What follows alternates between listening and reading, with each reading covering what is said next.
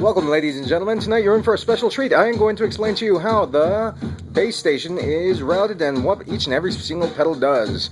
Of course, starting is the most important piece, the bass. Here's my LB75 5-string Carvin bass. From that, you got the guitar cable coming into the very bottom, which it goes into the Thumpinator. That is a high-pass filter that is used to eliminate frequencies below 50 hertz.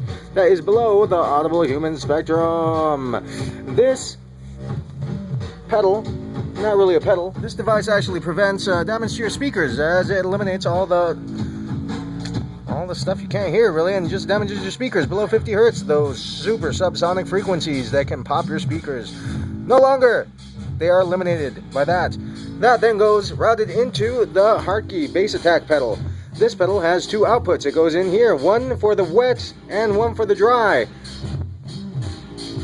These are then routed into the 6-looper loop thingy that I bought. It's made from Loopmaster. I designed it myself and had him build it for me. This contains 1, 2, 3, 4, 5, 6 loops, of which all this is routed through. A and B switches. Here you go. A and B. A gets routed into all these loops here, and it controls the vast majority of this. The B side is only for the Digitech Bass Synth Wah, which produces a variety of filters. Mostly filters, and some modulation. Synth, but it's mostly a filter. Going back to the Hartke VXL bass attack pedal, you got a shape switch and a little bit of overdrive. It acts as a DI, in case you never have an amp, which I do though. So side A goes into A. Here we're going to have loop 1.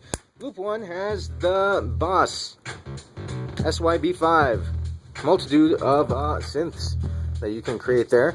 Also, it is expanded by this great expression pedal, which can vary LFO rate and sweeps. All sorts of good stuff with that. That's loop 1.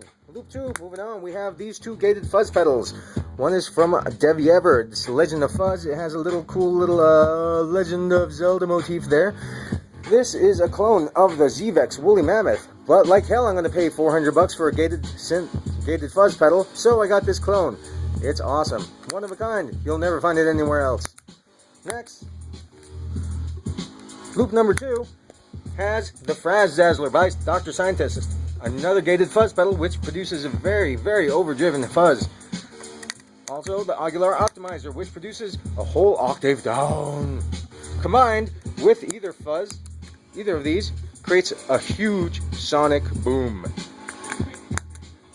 Loop number 4 here has the Zoom B2.1U, which has lots of multi-effects. It has buzzes, overdrives, distortions, modulations, synths, all sorts of good stuff. I have many, many things programmed on this. Loop number 5 has a M9 by Line 6. This, once again, multi-effect pedal, has a lot of banks, too much stuff I can't even remember. All this is also expanded by two expression pedals, which can control numerous values, anywhere from filter cutoffs, low sweeps, modulation rates, synths, all sorts of stuff there. Loop number 6 has nothing. I'm waiting for the bass envelope filter by Soundblocks, which also has a neat little ring that you can put on your finger, and it controls all sorts of stuff if you shake your hands. All of this goes out into the MXR M87 bass compressor pedal, which does a good job of eliminating peaks and just unwanted big booms that, you know, it's pretty cool. Very bright LED light as well. This is also routed into, finally, the Digitech Looper something. Has 200 spots where you could play all sorts of stuff. Really handy, really cool stuff. I don't know what's on here. No, there, no. Okay, well, that's enough of that. Also expanded by this remote where you don't have to bend down and change anything. It's just cool stuff. There you go. Make it loop. All sorts of stuff. And that's about it, folks. All that goes into my practice amp, or the big amp over there, which I'm not currently using, but oh well. Thank you very much for joining me tonight. Have a good night.